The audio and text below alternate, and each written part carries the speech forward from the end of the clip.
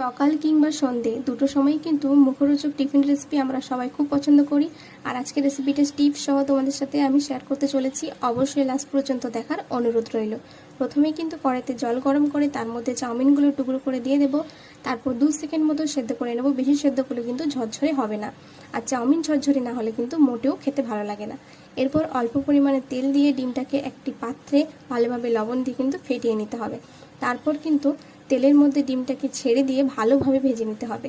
একদম মিডিয়াম আঁচে ভাজার পর কিন্তু এটাকে মিডিয়াম সাইজের টুকরো করে নিতে হবে, নাহলে কিন্তু খেতে ভালো লাগবে না।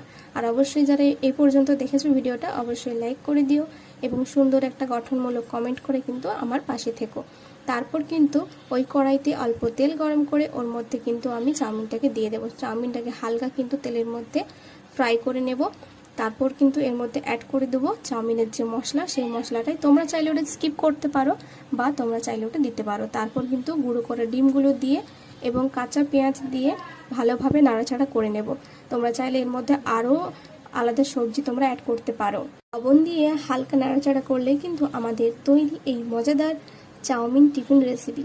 তো অবশ্যই বাড়িতে ট্রাই করো এবং আমাকে কমেন্ট করে জানিও যে তোমাদের রেসিপিটা কেমন লাগলো। এরকমই ভিডিও পেতে চ্যানেলটাকে সাবস্ক্রাইব করে পাশে থেকো। টাটা।